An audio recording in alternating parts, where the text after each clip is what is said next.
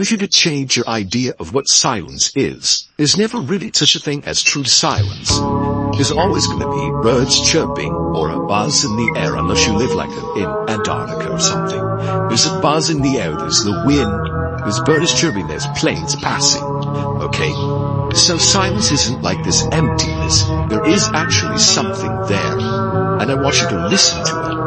And the silence that I'm talking about is not in the world out there, it's inside of yourself. So as you calm down, as you begin the exercise, and you hear that there's nothing going on, or there's dogs barking, or birds chirping, etc., I want you to focus on your mind on what's going on inside it.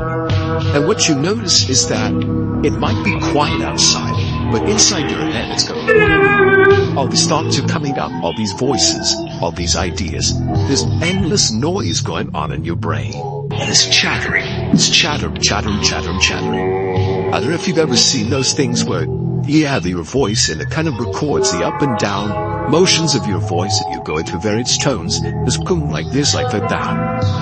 That's what's going on in your brain right now. All of these like things buzzing and signals going on, and it's noise, it's chatter. It's thoughts that are bubbling up, it's anxieties, it's all these other things happening. And I want you to become aware of that noise inside of your head. Instead of focusing on particular thoughts, just focus on it as noise, right? And I want you to be able to take that package of noise that's going on in your head, to kind of quiet it down, and to create the true silence, which isn't out in the world, but it's inside your head, where you, to the best of your ability, and it's pretty much impossible to completely stop, but to the best of your ability, kind of calm down that noise. You bring some silence into your head, and you're not really hearing anything going on. It may take a few days to do it, or it may take months, I don't know, but try and reach that particular state. So the idea of silence here is actually kind of active. You have to create this silence, okay? Now you go out in the world, and here's how I want you to practice it. You have a conversation with a friend and encounter with another human being. Hopefully a human being, not the orcs and pets. You have an interaction with a human being, okay? I want you to try for a moment and recreate that silence in your head. Because what happens normally as you're in an interaction is while they're talking, all that noise, all that thought, all that chatter is going on inside of you, and you're not paying attention. But now you've created a muscle in your brain for silencing, for creating some quiet. And you can create that now as you listen to that other person. And it's going to startle you for a second, because you're truly going to listen to them as your brain shuts up finally. No.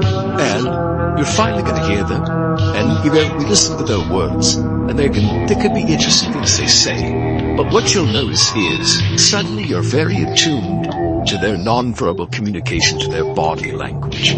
You'll pick up their emotion, the tone in their voice, the way they sit, the way they look at you, the expression in their eyes, the expression in their mouth. Because you're paying attention.